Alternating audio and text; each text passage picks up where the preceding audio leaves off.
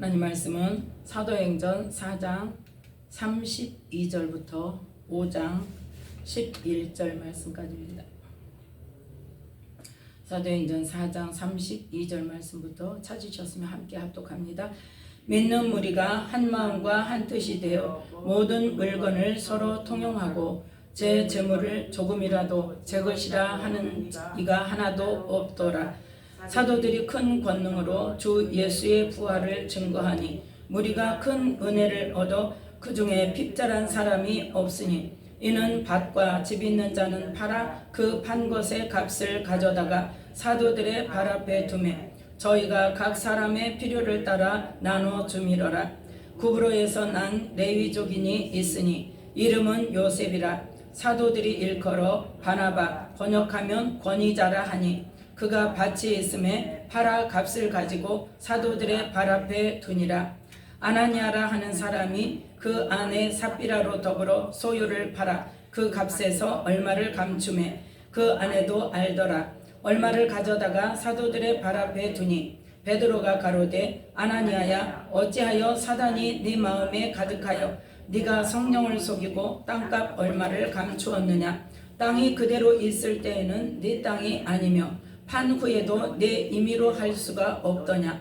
어찌하여 이 일을 네 마음에 두었느냐. 사람에게 거짓말한 것이 아니요 하나님께로다. 아나니아가 이 말을 듣고 엎드러져 혼이 떠나니 이 일을 듣는 사람이 다 크게 두려워하더라. 젊은 사람들이 일어나 시신을 싸서 메고 나가 장사하니라. 3시간쯤 지나 그 아내가 그 생긴 일을 알지 못하고 들어오니 베드로가 가로되 그 땅 판값이 이것뿐이냐 내게 말하라 하니 가로되 예 이뿐이로라. 베드로가 가로되 너희가 어찌 함께 꾀하여 주의 영을 시험하려 하느냐. 보라 네 남편을 장사하고 오는 사람들의 발이 문 앞에 이르렀으니 또 너를 메어 내가리라 한대 곧 베드로의 발 앞에 엎드러져 혼이 떠나는지라. 젊은 사람들이 들어와 죽은 것을 보고 메어다가 그 남편 곁에 장사하니 온 교회와 이 일을 듣는 사람들이 다 크게 두려워하니라. 아멘. 말씀에 은혜가 있으시기 바랍니다. 아멘. 오늘 말씀은 아나니아와 삽비라의 이 사건을 통하여서 성령으로 충만한 자와 성령을 속이는 자라는 말씀의 제목으로 함께 말씀의 은혜를 나누고자 합니다. 오늘 말씀 보면 이 32절 4장 32절부터 37절 말씀까지는 어떤 사람들의 이야기입니까? 성령으로 충만한 사람들의 이야기입니다. 23절부터 31절 말씀까지를 통하여서 어땠어요? 이 사도들이 와서 이 백성의 관원들이 또 제사장들이 장로들이 뭐라고 말했다? 복음을 전하지 말라고 했다. 그런데 우리가 하나님 앞에서 너희 말 듣는 것이 옳으냐? 하나님 말씀 듣는 것이 옳으냐? 그러고 왔다. 그러니까 이제 뭐 할 거다? 핍박이 심해질 거다 하고 이야기를 해서 서로 이제 뭐 했어요? 기도를 했죠. 모여서 기도를 했어요. 그래서 29절부터 31절 말씀까지를 통하여서 하나님 우리가 하나님의 말씀을 전하기를 원합니다. 그런데 이렇게 박해가 심합니다. 그런데 박해가 심한 것은 무엇 때문입니까? 구약에 하나님께서 말씀하셨던 것처럼 믿지 않는 자들, 알지 못하는 자들, 예수님을 알지 못하는 자들은 누구에게? 사단에게 잡힌 바 되어져서 이 복음 전하는 일을 방해하고 분노하고 우리를 죽이려고 합니다. 그런데 하나님께서 하시는 일은 어때요? 누구도 막을 수 없지 않습니까? 그러려면 어떻게? 우리에게 성령으로 충만하게 해주셔서 하나님의 말씀을 전하고 예수님의 복음을 전하고 하나님께서 우리에게 원하시는 일을 할 수 있도록 성령의 권능으로 덧입혀 주세요 하고 그냥 29절부터 보니까 어때요? 저희들이 아무리 위협하지만 하나님 그것들을 보시고 종들로 하여금 담대히 하나님 말씀을 전하게 해주세요. 손을 내밀어서 기도할 때 병을 낫게 해주시고 표적과 기사가 거룩한 종 예수 이름으로 이루어지게 하옵소서. 이 표적들이 나타나게 하옵소서. 하나님께서 살아계심을 표적을 통해서 나타내 주시옵소서. 말씀이 실제인 것을 나타내 주시옵소서 하고 열심히 한마음이 되어서 기도할 때에 모인 것이 진동하더니 무리가 다 성령이 충만해서 담대히 하나님의 말씀을 전하는 거예요. 그럼 하나님 말씀만 전하는 것으로 끝나냐는 거예요. 성령으로 충만한 사람이 어떤 일이 일어났어요? 이제 32절부터 32절 함께 읽습니다. 믿는 무리가 한 마음과 한 뜻이 되어 모든 물건을 서로 통용하고 제 재물을 조금이라도 제 것이라 하는 이가 하나도 없더라. 아멘. 가장 먼저 어떤 일이 일어났다? 한 마음과 한 뜻이 된다. 성령님은 하나 되게 하세요? 나누게 하세요? 하나 되게 하세요. 사단은 하나 되게 해요? 나누게 돼요? 나누어요. 우리가 그것만 기억하면 돼요. 어느 곳을 가든지. 성령님은 뭐 하기를 원하신다? 하나 되기를 원하신다. 다른 거 없어요. 하나 되지 않을 때 각 사람이 아무리 성령의 권능이 강하게 나타나고 은사가 강하게 나타나고 성령으로 충만하다 할지라도 그건 뭐예요? 부분적인 거예요. 어디까지 가야 돼요? 그 안에서 어떤 일이 일어날지라도 하나님께서 하시는 일에 대해서 한 마음 한 뜻이 되어져서 하나가 되어져야 하나님께서는 강력한 역사하심이 있단 말이에요. 그래서 한 마음 한 뜻이 먼저 되어지니까 뭐 하더라? 모든 물건을 서로 통용하고 제 재물을 조금이라도 제 것이라 하느니가 하나도 없더라. 아마 이단이 이 말씀 가지고 재산 팔아갖고 와 하고 한 곳에 모여서 같이 사는 거예요. 공동생활하면서. 근데 지금 여기에서 사도는 어땠어요? 사도들은 어떻게 했어요? 자, 그래서 제 재물을 다 팔아가지고 누구 앞에 두었어요? 사도들에게 갖다 줬어요. 35절 함께 읽습니다. 사도들의 발 앞에 두매 저희가 각 사람의 필요를 따라 나눠주미러라. 아멘. 어떻게 했어요?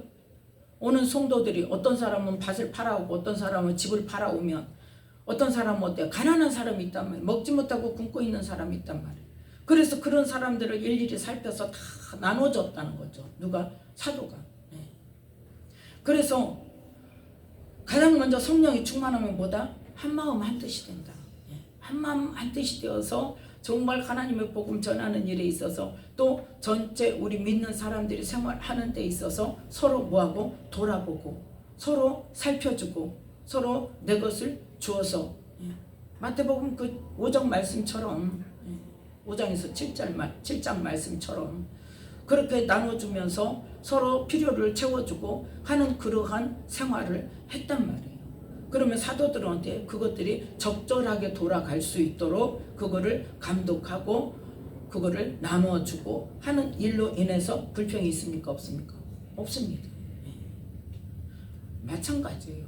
교회에서 헌금도 마찬가지예요. 어떤 사람이 성도가 감동을 받아서 내가 어떤 헌금을 해야 되겠다. 내 눈에 우리 교회는 피아노가 좀 그랜드 피아노가 있으면 좋겠네. 큰 교회는 그렇잖아요. 그랜드 피아노가 있으면 좋겠네 싶어가지고 그랜드 피아노를 사시라고 헌금을 했어. 마음의 감동이 그렇게 와서 헌금을 했어요. 근데 교회에서는 그거를 안 사든지 아니면 다른 거 조그만 거 사고 대체하고 말아버려요. 그러면 어떻게 되겠어요? 마음이 나누이죠. 성도는 마음이 상하는 거예요. 왜요? 나도 나름 감동을 받아서 내가 돈이 많은 남아돌아 쓸데없어서 한 게 아니고 감동을 받아서 순종하는 마음으로 했는데 그 일에 쓰여지지 않으면 정말 힘든 거예요. 마음이 나누일 수밖에 없어요. 저 같은 경우도 예전에 집사 때 교회에서 제가 꽃꽂이를 했었어요. 근데 그때 너무 힘든 가운데서 꽃꽂이를 하면서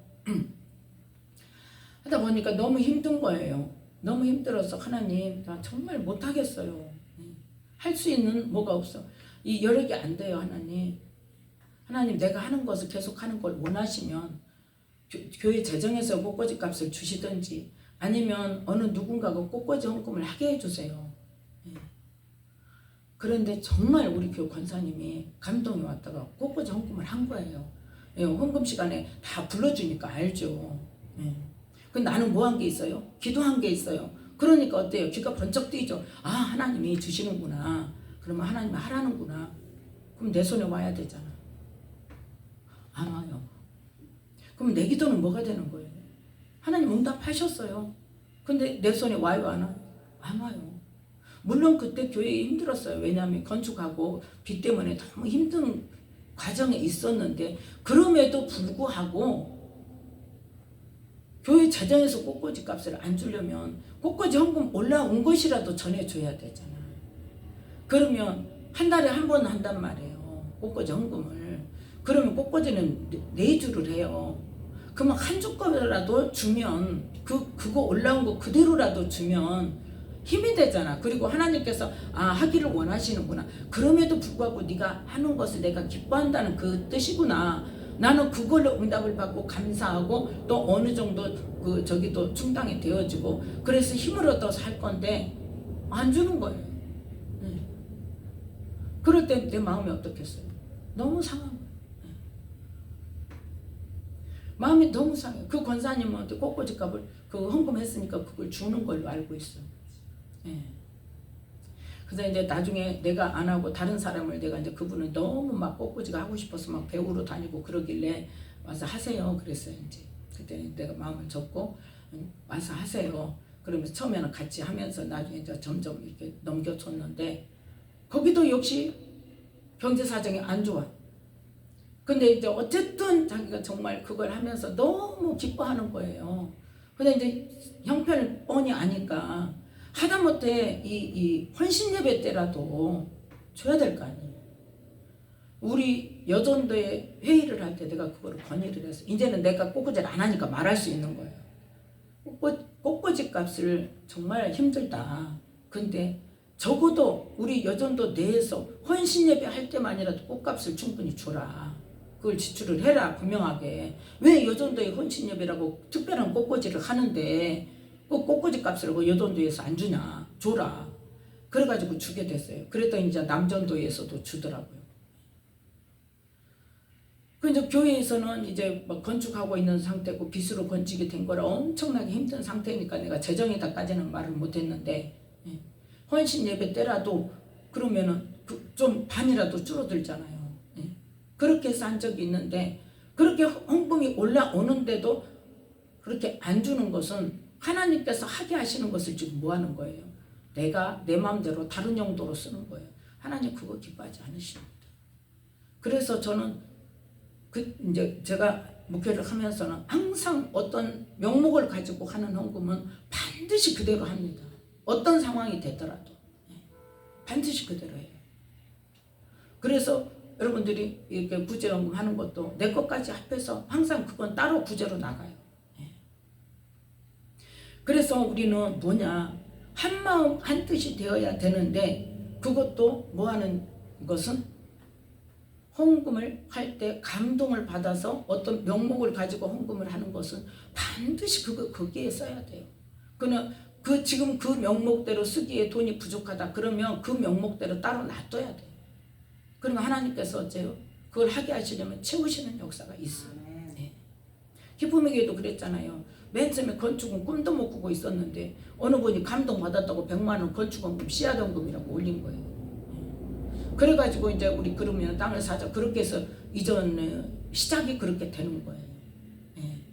그래서 얼마까지 모아치면 이제 사겠다는 이제 저기가 되어지고, 그러면서 건축원금을 하기 시작했어요. 감동 오는 사람들에 의해서. 그러다가 이제 땅이 정확하게 정해지니까 한 평이 얼마고 이제 그렇게 해서 한 평원금이 정해진 거예요. 그러니까 시작은 뭐예요? 누군가가 자기 개인이 하나님 이렇게 은혜를 충만하게 받고 이렇게 많은 사람이 모이는데 이 장소는 너무 비좁고 하나님 넓은 장소를 주기 원합니다. 교회를 건축하는 것이 좋겠습니다 하고 감동을 받아서 씨앗원금으로 건축원금을 많이도 못하지, 없는 상태니까 100만 원 했는데 그건 뭐예요? 하나님의 사인이란 말이에요. 그래서 그 사인대로 그대로 따로 계속 목사님이 모으신 거예요. 그러니까 우리는 하나님께서 말씀하시고 감동하시는 것은 어때요? 무슨 일이 있어도 그대로 따라야 돼요. 그대로 따르고, 그래서 이 지금 성도들도 어때요? 모든 물건을 서로 통용하고 재물을 조금이라도 제 것이라 하는 이가 없어서 뭐예요? 이 34절에 보니까 그러다 보니까 어째 그 중에 가난한 사람이 있더란 말이죠. 조금씩 보태가지고는 안 되는 그런 상황에 있는 사람들이 있더란 말이죠. 그러니까 34절 함께 읽습니다. 그 중에 핍절한 사람이 없으니 이는 밭과 집 있는 자는 팔아 그 판 것의 값을 가져다가 사도들 앞에 두매 사도가 각 사람의 필요를 따라 나눠주기 때문에 핍절한 사람이 없어진 거예요. 원래는 있었다 없었다? 있었다는 거죠. 그래서 그 핍절한 사람들을 위해서 마음의 감동을 받은 사람들이 집을 팔아서 내고 밭을 팔아서 내고 그랬더니 사도들은 공정하게 그 구제의 그 필요한 그 금액을 가져온 것을 그대로 필요한 사람들에게 적절하게 나누어 줬을 때 성령이 하나 되게 하시는. 그래서 나누이잖아요. 만약에 이 사도들이 이거는 복음 전하는데 써야 돼 그리고 딴 데다 썼다면 이 어쩌겠어요. 이제 나누어지는 거예요, 마음이. 그래서 우리는 항상 성령의 감동을 받아서 하는 일은 그대로 결론이 나야 돼요. 그렇게 했을 때 마음이 나누어지지 않고 사단이 틈타지 않고. 생각을 해보세요. 내가 정말 이 피아노 헌금을 했는데 피아노를 안 사. 그러면 볼 때마다 어때요? 언제 사지? 왜 안 사지? 그러면 벌써 어때? 사단이 이제 틈타기 시작해요. 이 돈을 어디다 쓰는 거지? 하고. 그러면 나눌 수밖에 없고 사단이 그걸 통해서 어때요? 누룩처럼 막 퍼지죠. 그래서 항상 우리는 성령으로 충만하게 되면 감동을 받아서 어떤 일을 할 때 꼭 그 감동대로 결과가 나는 그러한 일들을 우리가 해야 됩니다. 그 중에 이제 36절 37절에 누구를 말합니까? 바나바를 말합니다. 바나바가 누구예요? 나중에 사울을 어디에서? 그 고향에서 데려와서 안디옥 교회에서 이제 무슨 사역을 제대로 전도 여행과 모든 사역을 복음 전도 사역을 시작하게 하는 장본인이에요. 그래서 아주 중요한 사람입니다. 그래서 여기서 이제 처음 나오죠, 이름이. 그런데 그 사람은 누구다? 레위인이다. 레위인이라는 거예요. 그런데 어디서 났다? 구브로에서 났다. 태어나기는 구브로에서 났는데 그 사람은 12지파 중에 레위인이다. 레위인은 기본적으로 뭐가 있어요? 말씀을 많이 알죠. 말씀을 많이 알아요. 그래서 그 말씀을 토대로 성령님께서 깨닫게 하심을 통해서 이제 복음을 전하는 전도자가 되는 거죠. 그래서 그 사람도 어쨌다? 성령의 감동을 받고 밭을 팔아서 사도들 앞에 가난한 사람 주세요. 그러니까 우리는 구제와 선교를 그냥 내 저기에서 조금이 아니라 하나님께서 감동하시면 순종해야 돼요. 감동하시는 대로. 그래서 성령이 충만하면 어쩐다? 첫 번째가 한마음 한뜻이 된다. 두 번째는 뭐다? 성령의 감동에 순종하는 자가 된다. 성령의 감동에 순종하는 자가 되고 또 그게 다 하나가 되어져서 그 감동에 순종하여 그 감동을 끝까지 이루는 사람들이 돼야 된다. 그래야 사단이 틈타지 않아요. 사단이 왜 틈타냐? 그걸 끝까지 이루지 않을 때 사단이 틈타는 거예요. 자, 그런데 그 성령에 감동되어져서 서로 재산을 공용하고 나누어주고 팔아서 내놓고 하는 사람들이 있는 가운데 어떤 사람이 있었더라? 아나니아와 삽비라는 사람이 있었더라. 우리가 잘 알죠. 아나니아와 삽비라는 사람이 그 소유를 팔아서 자기들도 하기는 했어. 왜? 이거는 성령의 감동에 의한 거예요? 아니면 사람 체면 때문에 한 거예요? 체면 때문에. 성령의 감동이 아니니까 그걸 얼마를 감추죠. 그래서 그 소유를 팔아서 너무 아까운 거예요. 근데 어쩔 수 없어. 왜? 다른 사람 다 집 있는 사람 팔고 밭 있는 사람 팔고 그래가지고 다 내놓는데 나만 지금 안 내놓고 있어. 견디다 못해 어째서 팔았어. 견디다 못해 팔았어. 이제 체면상. 그랬는데 너무 아까운 거예요. 그러면 그랬으면 나 솔직히 팔았는데 이것만 냅니다. 그렇게 말을 하면 얼마나 좋아. 그랬으면 죽는 일이 없죠. 그런데 뭐예요? 전체인 것처럼 다 갖다 주는 것처럼 그렇게 하니까 벌써 성령님 아십니까? 모르십니까? 성령님이 베드로의 마음에 감동을 해서 사단이 네 마음에 가득하여 네가 성령을 속이고 땅값 얼마를 감췄구나. 그래서 지금 소유를 팔아서 내는 것은 체면상 사람들에게 보이려고 흉내를 내는 것인데 그 값에서 얼마를 감춘다는 것은 뭐가 역사를 했다? 사단이 역사를. 왜? 정직하지 않으니까. 정직하지 않으니까. 그러니까 성령을 속이는 일을 한단 말이에요. 정직하면 성령을 속이지 않으려면 어떻게 해야 돼? 나 땅 솔직히 팔았는데 나는 반은 어디 쓸 일이 있으니까 반만 내겠소 하고 갖고 왔으면 성령을 속이는 일은 아니죠. 그런데 전체인 것 같지. 그러니까 뭐가 욕심을 통해서 또 뭐에 이기적인 거, 소유욕, 내 것이라는 소유욕, 그걸 못 놓고 그 사단의 충동질하는 것에 넘어갔단 말이에요. 사단이 마음에 가득하니까 땅값 얼마를 감추어놓고 성령님을 속이고 이게 전부다고 가져온 거죠. 그랬더니 어쨌더라? 죽었더라. 그러니까 그것은 뭐다? 사람에게 거짓말한 것이 아니고 하나님께 거짓말한 거다. 그래서 하나님께 거짓말하는 것으로 해서 그 말을 듣는 순간 엎어져서 죽었어. 근데 아내가 또 3시간 뒤에 왔어요. 땅값 이것뿐이냐? 그럼 벌써 해야 할 거 아니에요. 해야죠. 그러면 하면 아니요 해야 돼. 예. 아니요 해야 돼. 벌써 성령님이 탁 찌르잖아요. 너 이거 전부야? 너 진짜야? 그러면 어떻게 해야 돼? 해야 돼. 아니요 해야 돼. 저도 보니까 내가 믿음으로 살았는데 하나님 어떻게 이러실 수가 있습니까? 막 이럴 때 하나님 저에게 질문이 너 믿음이 뭔 줄 아느냐? 근데 뭐 했다? 했단 말이에요. 뭐야? 아니란 말이야. 뭐지? 완전 멘붕이 왔다니까요. 해가지고 멘붕이 확 왔어요. 그래서 바로 그랬죠. 하나님 나 몰라요 그랬지. 하나님 몰라요. 왜? 물어볼 때는 어때? 내가 모른다는 이야기예요. 내가 지금 딴 데를 긋고 있다는 거예요 지금. 그래서 아니 나 몰라요.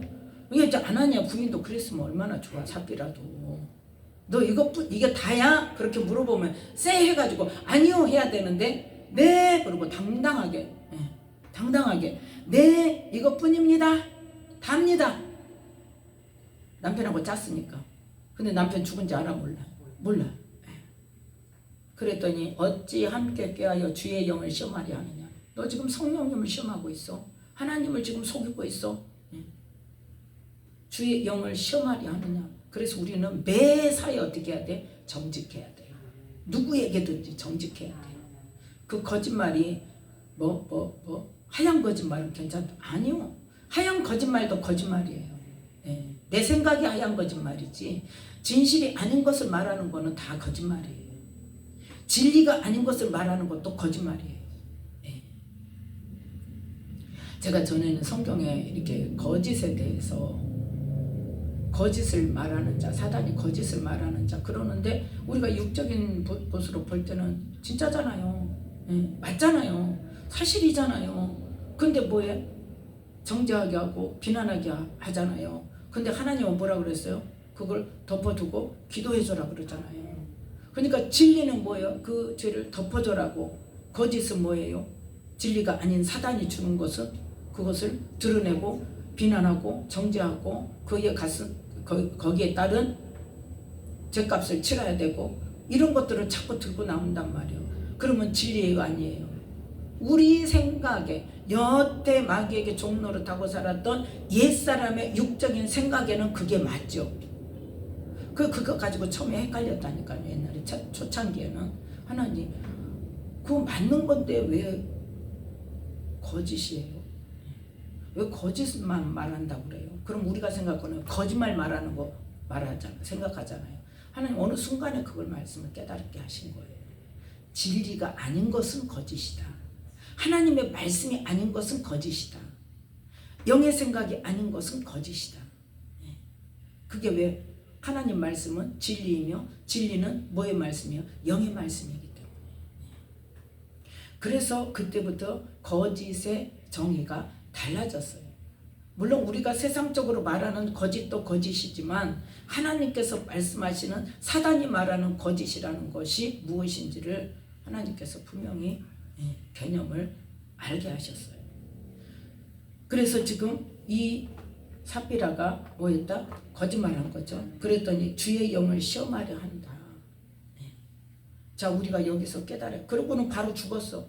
그렇다고 해서 그 잠깐 다인데 아니다고 반인데 다라고 했다고 해서 죽기까지 해야 되냐? 죽기까지 해야 되냐? 이건 뭐요? 그때 시대에 초대교회에서는 하나님의 말씀이 즉각 나타나. 즉각 나타나. 그래서 이 말씀은 어떤 말씀하고 연관이 되냐면 마태복음 12장. 마태복음 12장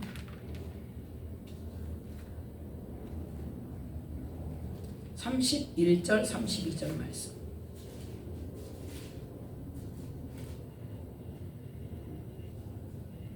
함께 읽습니다. 그러므로 내가 너희에게 이르노니 사람의 모든 죄와 회방은 사하심을 얻되 성령을 회방하는 것은 사하심을 얻지 못하겠고 또 누구든지 말로 인자를 거역하면 사하심을 얻되 누구든지 말로 성령을 거역하면 이 세상과 오는 세상에도 사하심을 얻지 못하리라. 아멘. 지금 뭐 했어요? 성령을 속이는 일을 했어요. 그거는 뭐예요? 성령을 회방하는 거예요. 하나님께서는 성령의 감동을 통해서 사람들이 밭 있는 사람, 집 있는 사람들이 팔아서 지금 그 돈을 뭐 하기를 원하세요? 가난한 사람들에게 나눠주기를 원하신단 말이에요. 거기까지 가야 성령의 일을 그대로 이루는 일이 되는데 그걸 지금 뭐예요? 거기까지 못 가도록 내가 딱 감춰놓고 그 거짓말까지 하니까 이건 뭐 하는 거예요? 성령을 해방하는 일이 된단 말이에요. 또 뭐 하는 일이 돼요? 성령을 거역하는 일이 돼요. 성령을 속이는 일이 돼요. 그거는 용서받지 못한다, 용서받는다, 용서받지 못한다는 거예요. 그거를 실제로 초대교회에서는 뭐예요? 눈으로 보여주신 거예요. 하나님께서 즉각적으로 반응해서 보여주신 거예요. 그러면 지금은 이렇게 되면 우리 살아날 사람이 있을까요? 근데 그래도 되는 거예요. 그러면 지금은 괜찮은 거예요. 그래도 이제는 어디서 끝장내? 어디서 끝장내요? 우리는 이게 어디서 밝혀져? 심판대 앞에서 밝혀지죠. 왜? 행위록에 우리의 생명록, 생명책이 말고 또 책들이 또 있다 그랬어요. 무슨 책? 우리의 행위가 기록된 책. 그 행위록에 기록이 되는 거예요. 그래도 다행히 하나님께서 그걸 깨닫게 하셔서 회개하면 지워지는 거죠. 회개하면 다행인데 그래서 언제 보는 거예요? 심판 때 보는 거예요. 그래서 하나님께서는 오래 참으사 너희가 뭐 하도록? 회개하도록 자꾸 우리 마음에 감동을 주시는데 내가 아니라고 자꾸 제껴버리면 나중에 말씀하신다 안 하신다? 안 하신다니까요. 그래서 어떻게 한다? 내버려 두세요. 내버려 두세요. 그래서 성령님께서 터치를 안 하시고 내 마음에 가책이 없고 막 이 말씀이 나를 붙잡지 않고 그러면 그래도 되는 것이 아니라 하나님께서 지금 뭐 하고 계신다는 거예요? 내버려 두고 계신다는 거예요. 신약의 가장 큰 형벌이보다 내버려 두시는 거예요. 우리를 엎어지게라도 아니면 그 앞에 구덩이를 놔서 빠지게라도 해서 우리가 주님을 찾도록 만드시면 감사해요. 가능성 있는 거예요. 하나님께서 아직은 뭐 하실? 아직은 돌이키라고 말씀하실 기회가 있는 거예요. 하나님은 뭐 때문에 그러신다? 우리를 회개하게 하기 위해서. 그래서 구덩이라도 빠지고 엎어지기라도 하고 힘든 일 가운데 들어가면 그래서 거기서 하나님을 붙잡고 주님 나를 살려주세요 하고 기도하기 시작하면 감사해요. 그건 구원 얻습니다. 그런데 그 일이 없다. 그래서 일자처리 잘 나간다. 엄청 돈을 잘 번다. 그래가지고 막 잘 된다. 엄청 재산도 많아지고 실제로 그런 사람 보는 사람이 있어요. 놔두세요. 하나님 놔두세요. 돈 엄청 잘 벌어요. 그래가지고 근데 그러기 이전에 바로 직전에 어떤 사람이 그분을 놓고 기도를 했는데 하나님께서 더 이상 기도하지 말라고 그러셨어요. 나는 그를 버렸다. 더 이상 기도하지 말아라. 왜요? 그 사람이야말로 한번 성령을 맛본 사람이에요. 그런데 타락했어요. 그래서 돌이키게 해달라고 그렇게 기도를 했는데 어떤 분이 더 이상 기도하지 말아라. 그러면 그동안 그 기회가 없었겠냐는. 수많은 기회를 줬지만 그럼에도 불구하고 어땠다는 거예요. 지금 기어이 뚫고 갔다는 거예요. 지금 어떤 상황에서도 기어이 뚫고 나갔어. 그래서 자기 부인을 두고 기어이 다른 여자를 만나서 가다가 기어이 이혼을 하고 그렇게 다른 여자하고 사는데 엄청 돈 잘 벌어. 돈 잘 벌어서 그냥 나이도 꽤 많은데 아주 그냥 얼굴 그냥 병원에 가서 다 고치고 해가지고 얼굴이 나이를 아니까 얼굴이 좀 뺑뺑하니까 보니까 징그럽더래. 오랜만에 이렇게 만났는데 우연히 만났는데 소름 끼치더래. 그냥 보는데 소름이 쫙 끼치더래요. 징그럽더래. 어떤 결과가 되겠느냐. 불보듯 뻔하죠. 그래서 지금 어쩐다 성령님께서 그냥 내버려두시. 환난을 당하면 감사해요. 그런데 분명히 뭐라고 말씀하셔요? 사람의 모든 죄와 해방은 사하심을 얻는데 성령을 해방하는 것은 사하심을 얻지 못하고 말로 성령을 거역하면 이 세상과 어느 세상에도 사하심을 얻지 못한다는 말씀 우리는 기억해야 돼요. 하나님 말씀은 뭐다? 진리다. 하나님 말씀은 어떻게 하신다? 반드시 그 말씀대로 이루신다는 거예요. 그럼 우리는 언제? 심판대 앞에서 기록된 행위록에 의해서 세상에서 어떻게 살아왔는가? 말씀에 어떻게 반응하고 살았는가? 하나님께서 하나님의 자녀는 이렇게 살아야 된다고 했는데 내가 과연 그렇게 살았는가? 이렇게 살면 알고 그로서 이러한 삶을 살면 곳간에 드리고 좋은 시로 하나님 말씀을 받고 살지만 성령 안에서 능력도 받고 은사도 받고 하나님 일한다고 했지만 그 사람이 쭉정이라면 썩어져서 다른 열매를 맺지 못하는 싹이 나고 자라서 열매를 맺어야 되는데 그러지 못할 상태의 쭉정이라면 하나님께서 뭐 하신다? 불에 태우신다고 말씀하셨단 말이에요. 우리는 그 말씀을 기억해야 돼요. 하나님 말씀은 반드시 이루십니다. 저에게는 믿음에 대해서 그렇게 가르쳐 주셨어요. 하나님은 말씀하신 대로 하신다는 거예요. 그럼에도 불구하고 하나님께서는 한없이 인자하시고 자비로우셔서 무슨 기회를 주셔요? 우리에게 회개할 기회를. 그래서 심판대에 보시는 거예요. 이 아나니아 삽비라처럼 그 자리에서 당장 처리해버리시면 살아날 사람이 얼마나 되겠어요. 그럼 아나니아 삽비라가 성령을 안 받은 사람입니까? 받았잖아요. 성령을 받아서 그 무리 속에 들어있기 때문에 밭을 팔아서 지금 내놓을 생각을 한 거예요. 체면이 됐든 뭐가 됐든. 일단 팔았어. 근데 팔고 났는데 뭐가 생겼어? 욕심이 생겼어. 그래서 우리는 뭐가 없어져야 돼? 우리 안에 역사하고 있는 옛사람으로 잡고 있는 악한 영들을 쫓아내야 돼요. 그래서 그러지 않으면 어때? 우리는 틈만 있으면 그 사단이 우리에게 무엇으로? 욕심으로, 내 소유권으로, 무엇으로? 땅의 것으로 계속 우리를 발뒤꿈치를 어쩐다? 문단 말이에요. 뭐하도록? 넘어지도록. 그게 영의 원리예요. 한번 축사했다고 내 것 다 내 안에 있는 거 악한 영이 다 나가고 안 들어옵니까? 아니라니까요. 발뒤꿈치 언제 물 까고 아주 우리 뒤를 따라다녀요. 우리 뒤를 따라다녀.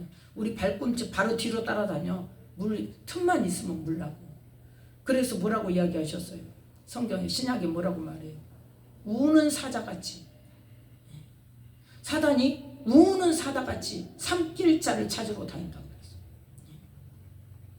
더한 표현이죠. 뱀이 우리 발뒤꿈치 무는 것보다 더한 표현입니다. 그래서 우리는 성령을 더군다나 하나님의 자녀가 되었으면 성령을 받았으면 어떻게 해야 돼? 한번 믿음을 얻고 성령을 맛본 자가 되면 다시는 타락하지 않아야 돼요. 아멘. 혹시라도 타락할 수 있는 기회가 주어졌더라도 내가 조금이라도 타락할 마음이 생겼고 그런 일을 했다 할지라도 어때야 돼? 바로 깨닫고 돌이켜 회개해야 돼. 자, 그럼 이 구제할 때는 그럼 어떻게 해야 되냐? 마태복음 6장입니다. 마태복음 6장 1절 2절 말씀. 함께 읽습니다. 사람에게 보이려고 그들 앞에서 너희 의의를 행치 않도록 주의하라. 그렇지 아니하면 하늘에 계신 너희 아버지께 상을 얻지 못하느니라. 그러므로 구제할 때에 외식하는 자가 사람에게 영광을 얻으려고 회당과 거리에서 하는 것 같이 너희 앞에 나팔을 불지 말라. 진실로 너희에게 이르노니 저희는 자기 상을 이미 받았느니라. 아멘. 그래서 3절 4절 너는 구제할 때에 오른손에 하는 것을 왼손이 모르게 하여 내 구제함이 은밀하게 하라. 은밀한 중에 보시는 너희 아버지가 갚으시리라. 아멘. 그 지금 이 사람들은 어때? 아나니아 삽비라는 사람들에게 보이려고 밭을 팔았다고 큰소리 치면서 이게 답니다 그러고 가져왔어. 첫 번째는 이 말씀에 거리끼고, 두 번째는 뭐예요? 성령을 속인 거예요. 그래서 우리는 항상 하나님의 말씀이 뭐여야 돼? 내 안에서 살아 움직여야 돼. 내 안에 말씀이 내 안에 거하신다는 건 뭐냐? 살아 움직이셔서 나에게 뭐를 영향력을 끼쳐야 돼요. 그 말씀이 나를 쳐서 복종시켜야 되는데 복종하는 건 내가 순종해야 되죠. 그런데 그 전에 뭐가 있다? 나를 치는 것이 있어요. 말씀이 나를 쳐야 돼요. 말씀이 내 생각을 깨워야 돼요. 그게 말씀이 내 안에 거하는 거예요. 물론 우리가 100% 말씀대로 그냥 평범하게 그냥 모든 삶 속에서 살아갈 수는 없습니다.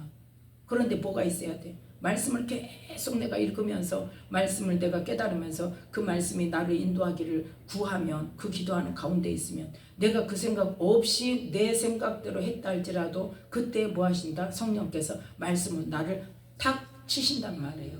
그게 바로 말씀이 나를 쳐서 복종시키는 거예요. 그럴 때 내가 순종해서 그 말씀 앞에 내가 엎드려져야 돼. 네, 잘못했습니다. 그리고 돌이켜야 돼요. 아무리 큰 손해를 본다 할지라도, 그 자리에서 내가 완전히 묵사발이 된다 할지라도, 자존심이 땅에 뭉개져서 거기에 있는 사람들에게 너무너무 창피한 상황이 된다 할지라도 하나님께서 내게 딱 깨닫게 하시면 그 자리에서 바로 엎드려서 고백해야 돼요. 다 드러내야 돼요. 네. 그래야 사단이 그걸 갖고 장난 안 칩니다. 그래서 우리가 뭐라 그래요?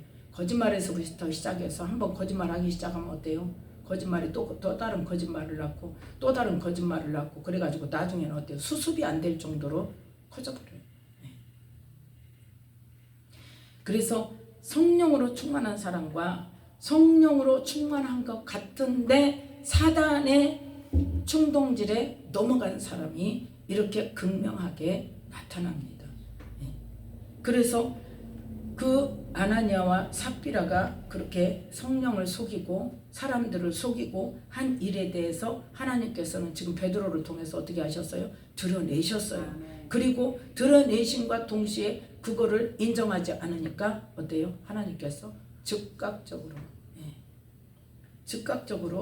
말씀대로 하신 거예요. 그래서 그것을 보고 사람들이 어떻게 된다? 11절 온 교회와 이 일을 듣는 사람들이 다 크게 두려워하니라. 아멘. 그래서 정말 하나님 살아계시는구나. 하나님은 정말 속일 수 없구나. 그렇게 가지고 놀래 자빠진 거예요. 그래서 경각심을 탁 갖게 됐어요. 그래서 그 결과가 뭐냐? 이제 성령으로 온전히 뭐예요? 순종하고 성령에 온전히 붙잡힌 바 되어지고 성령님이 감동하시는 일에 즉각적으로 순종할 수 있는 그런 마음 자세가 된 거예요. 그래서 그때 무슨 일이 일어나느냐? 이 성령으로 충만한 사람들은 어떻게 되느냐? 12절부터 16절 함께 읽습니다. 사도들의 손으로 민간의 표적과 기사가 많이 되매 믿는 사람이 다 마음을 같이하여 솔로몬 행각에 모이고 그 나머지는 감히 그들과 상종하는 사람이 없으나 백성이 칭송하더라. 믿고 주께로 나오는 자가 더 많으니 남녀의 큰 무리더라. 심지어 병든 사람을 메고 거리에 나가 침대와 요 위에 뉘고 베드로가 지날 때에 혹 그 그림자라도 뉘게 덮일까 바라고 예루살렘 그늪 허다한 사람들도 모여 병든 사람과 더러운 귀신에게 괴로움 받는 사람을 데리고 와서 다 나음을 얻으니라. 아멘. 다시 한번 어떤 말씀이 있어요? 믿는 사람이 다 마음을 같이 하여 하나가 되어야 돼. 그래서 이 사도행전 4장 29절부터 31절 말씀까지의 그 기도를 통하여서 뭐가 되었다? 성령이 강하게 역사하시고 성령이 강하게 기름 부어지고 성령의 나타남이 강하게 되어져서 실제로 뭐예요? 표적과 기사로 하나님의 말씀을 나타내 보이고 아멘. 말씀이 실제고 말씀이 진리고 반드시 말씀대로 된다는 것을 나타내 보여주신 거예요.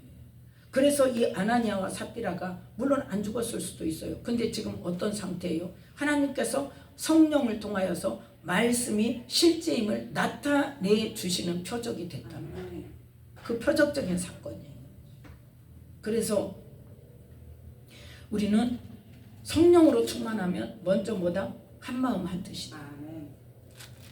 그래서 32절에도 믿는 무리가 한마음 한뜻이 되어서 그때는 뭐다? 서로 재물을 공용하고 서로 가난한 사람이 없게 도와주고 그 말씀대로 행하는 일이 있었다면 이제 12절부터 16절 말씀까지는 어떻게 해요? 믿는 사람이 다 마음을 같이 하니까 뭐가 나타났더라? 이제 성령의 역사가 능력이 나타나는 거예요.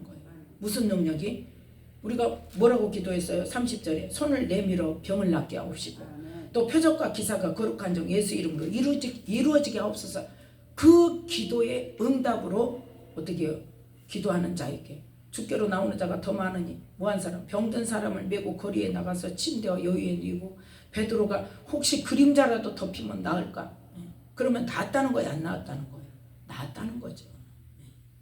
사도 바울은 어떻게 했어요? 그 손수건, 사도 바울 손수건 갖다가 병든 자에 얹으면 낫는다고. 낫다잖아요. 또 이 베드로도 지나갈 때 그림자라도 덮이면 어쨌다는 거예요? 낫다는 거야.